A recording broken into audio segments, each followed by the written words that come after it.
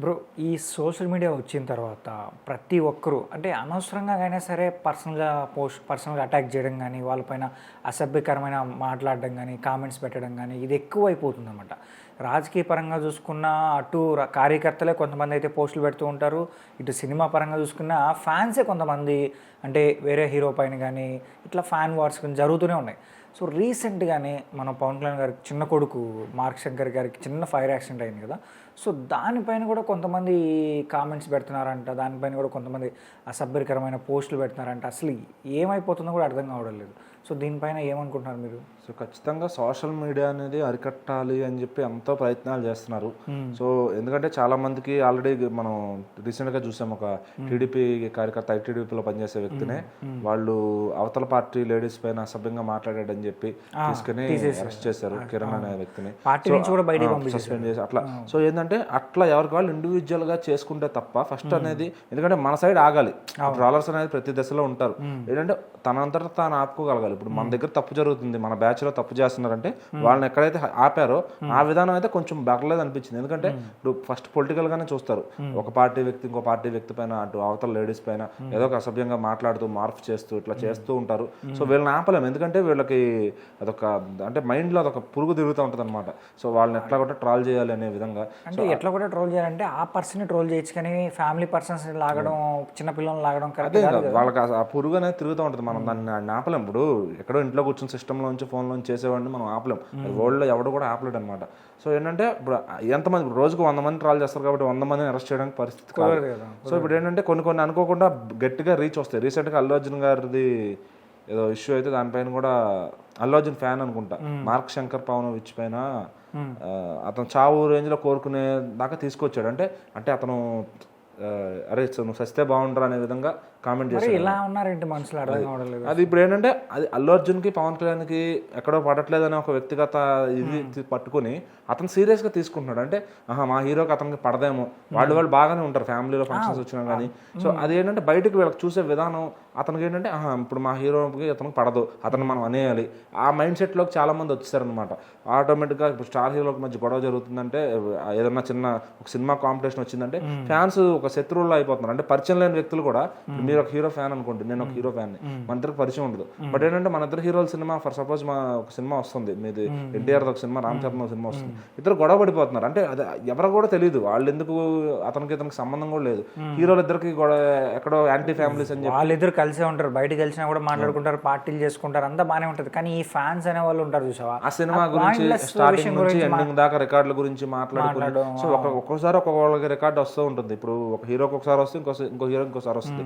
So అందరూ కష్టపడి బట్టే ఆ స్టేజ్ లో ఉన్నారు, కానీ అది ఎవరు అర్థం చేసుకోరు. మా హీరోని అతను అనేసాడు అంతే, అతను మనం అనేయాలి. సో ఆ విధానంతో వెళ్తున్నారు. ఈ మూవీస్ అన్న ఒక కేటగిరీ వస్తాయేమో, కానీ ఈ రాజకీయాల పరంగా చూసుకున్నాం అనుకోండి, పర్సనల్ అటాక్స్ ఎక్కువ ఉంటాయి. అంటే కార్యకర్తలైనా సరే, ఎవరైనా ఒక రాజకీయ నాయకుడు ఏదైనా ఒక స్టేట్మెంట్ అంటే మీడియా ముందుకు వచ్చి ఏదో ఒక స్టేట్మెంట్ ఇస్తారు, మీరు ఆ స్టేట్మెంట్ పట్టుకుని ఆ రాజకీయ నాయకుడి గురించే మాట్లాడాలి, కానీ వాళ్ళ ఇంట్లో వాళ్ళ గురించి కావచ్చు, లేడీస్ గురించి, చిన్నపిల్లల గురించి. అదే రీసెంట్ గా మార్క్ శంకర్ పవనోవిచ్ పైన ఇట్లా రకరకాల ఫ్యాన్స్ అవన్నీ కూడా బయటకు వస్తున్నాయి. చాలా విరుద్ధంగా, అంటే ఏదో ఇదిగా ట్రాల్స్ చేస్తూ, సో అంత అబ్యూజివ్గా మాట్లాడే చిన్నపిల్లడు, అతనికి ఏం తెలియదు. సో అతను ఇట్లా ఉంటారని కూడా తనకు ఊహ కూడా తెలియదేమో, సరే ఫ్యాన్స్ ఉంటారు డాడీకి అని చెప్పి. సో ఏంటంటే అతనికి ఒక ఫోటో ఏదో ఇట్లా పెట్టి వచ్చిందనమాట. సో కొంతమంది మీ డాడీలో ఉన్న కరేజ్ నీకు ఉందని చెప్పి పొగుడుతుంటే కొంతమంది ట్రాల్స్ చేస్తున్నారు. సో ఈ మరీ డెత్ దాకా ట్రాల్స్ వెళ్ళినాయి అంటే ఇంకా అంత, ఇప్పుడు మనం అదే చూస్తున్నాం కదా. ఇప్పుడు టీడీపీ వాళ్ళు ఏదైతే చేశారో, ఫస్ట్ ఇప్పుడు ఒక హీరో అయినా సరే వాళ్ళ ఫ్యాన్ బేస్ నుంచి ఒక ట్రాల్ చేస్తున్నాడంటే అతని మీద యాక్షన్ ఆ హీరోని తీసుకోవాలి, ఆ హీరో పిఆర్టీ మీద తీసుకోవాలి. అక్కడనే ఆ సోషల్ మీడియా ఐడియాని ఫస్ట్ బ్లాంక్ చేయాలి, ఏదైతే రిపోర్ట్స్ కొట్టిస్తారో అవన్నీ చేసి డిలీట్ చేయించేయాలి. అతను దొరికాడు అనుకోండి, అతనికి ఏదైనా కౌన్సిలింగ్ ఇప్పించడం, లేదు ఇంకా మీరు వెళ్తున్నాడంటే అతనికి ఒక పోలీస్ ట్రీట్మెంట్ ఇప్పించడం. సో ఇవన్నీ చేస్తే తప్ప అలా ఎవరికి వాళ్ళకి ఇండివిజువల్గా బుద్ధి చెప్పకపోతే ఇంకా అవతల వాడు ఎవడో ఫోర్స్ చేసి ఆపలేడు. పోలీసులు మాత్రం రోజుకు 1000 మందిని 2000 మందిని పట్టుకోలేదు. ఈ సోషల్ మీడియాలో జరిగేటి ఆపాలంటే కష్టం, ఎందుకంటే ఎంతమంది ఫేక్ అకౌంట్లు పెట్టుకొని మాట్లాడుతూ ఉంటారో తెలియదు. వాళ్ళందరినీ ట్రాక్ చేయాలన్నా కూడా కష్టం అయిపోతుంది. ఇప్పుడు రీసెంట్ గా కొన్ని ఆర్టికల్స్ పేజెస్ వాళ్ళు ఉన్నారు, వాళ్ళందరూ కూడా సినిమా కథలను లీక్ చేసేస్తారు, అంటే వాళ్ళ క్యూరియాసిటీతో. సో దానివల్ల సినిమాకి మొత్తానికి వచ్చే టైంకి ఎఫెక్ట్ అయిపోతుంది అనమాట. అలాంటి వాళ్ళందరినీ కూడా హోల్డ్ చేయలేకపోతున్నారు. మరి ఇంకా మరి అది ఎక్కడ జరుగుతుంది తప్పు అనేది, దాన్ని ఎందుకు ఆపలేకపోతున్నారు? ఇప్పుడు ఏదైనా ఎన్టీఆర్ గారు వార్ పార్ట్ 2 సినిమా ఉంది, దాన్ని లీక్ చేస్తున్నారు. పెద్ద సినిమా వస్తుంది, దాన్ని లీక్ చేస్తున్నారు. అంతకుముందు గేమ్ చేంజర్ అయితే ఇంకా పార్ట్లకు మొత్తం కూడా లీక్ చేసి సినిమా వచ్చేయడానికి మొత్తం చెప్పేశారు కదా అని చెప్పాలి. సో మరి ఇంత లీక్స్ జరుగుతుంటే మరి ఎవరు అటు ప్రొడ్యూసర్స్ కానీ పట్టించుకోవట్లేదు, ఇటు దీనికి సంబంధించి సోషల్ మీడియాలో ఎవరైతే దానికి ఇప్పుడు దానికి కూడా మినిస్ట్రీ పెట్టాలేమో ఖచ్చితంగా యాక్షన్ తీసుకోవడానికి. ఎంతసేపు హోమ్ మినిస్టర్ చేయాలి, లేదంటే పలానా మినిస్టర్ చేయాలి, ఐటీ మినిస్టర్ ఇది తారాస్థాయికి చేరుకునే స్థాయికి అయితే వచ్చేస్తుంది అనమాట. దీనిపైన గట్టిగా ఇప్పుడు రీసెంట్గా మన పవన్ కళ్యాణ్ గారు కూడా ఒకసారి అన్నారు, దీనిపైన గట్టి యాక్షన్ తీసుకుంటాం, సోషల్ మీడియాలో ఎవరైనా బ్యాడ్ కామెంట్స్ చేసినా వెంటనే అరెస్ట్ చేసే విధంగా ప్లాన్ చేస్తాం అన్నారు. అలాంటి ఏమన్నా అమలు అయితే అంటుంది. అరెస్ట్ అనేది రోజుకు 1,00,000 మంది ట్రాల్ చేస్తారు, 1,00,000 మంది అరెస్ట్ చేయరు. ఒకడికి ఏదన్నా చేస్తున్నారు అంటే అది ఒక 10 మంది గుణపాఠం అయ్యేలాగా ఉండాలి. అంటే ఇప్పుడు ట్రాల్ చేస్తే ఇట్లా చేస్తారా? ఒకసారి యాక్షన్ మొదలైంది అనుకోండి, తర్వాత భయం స్టార్ట్ అవుతుంది, కింద ఉన్న వాళ్ళు పెట్టలేరు అనమాట. సో పెద్దగా ఒక ఎగ్జాంపుల్, ఇప్పుడు ప్రతి 10 మందిలోంచి ఒకరిని చూపిస్తే ఆ 10 మంది మారే విధంగా అటువంటి కఠిన శిక్షలు వాళ్ళు ఒకళ్ళకన్నా వేస్తే నెక్స్ట్ పెట్టాలన్న ఆలోచన విధానాన్ని చంపాలి.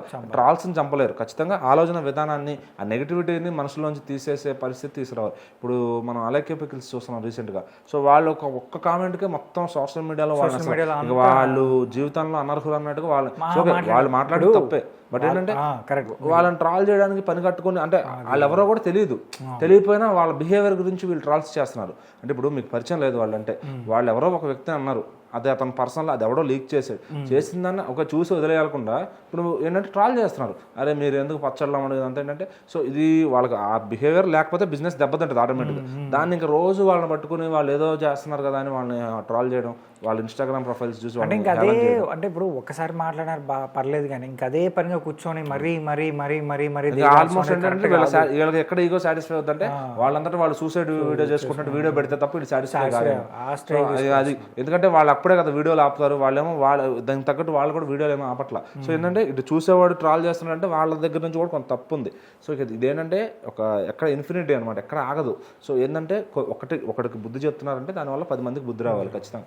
అట్లా ఉంటే తప్ప ఎవరన్నా అది చిన్న కామెంట్ అవనివ్వండి, పెద్ద కామెంట్ అవనివ్వండి, పెట్టాలంటే ఒకసారి ఆలోచించి పెట్టే విధంగా. సో ఏదో సరదాగా పెట్టేసాం ఏం కాదులే అని అంత ఇది కాకుండా పెడుతున్నాడు దీనివల్ల ఏదైనా రిఫ్లెక్షన్ ఉంటుందా అని ఆలోచించి పెట్టే స్థాయికి తీసుకురావాలి ఎవరైతే ట్రావలర్స్ ఉంటారో వాళ్ళు. సరే చూద్దాం దీనిపైన ఏమైనా ఫ్యూచర్లో యాక్షన్ తీసుకుంటారా లేదా అనేది.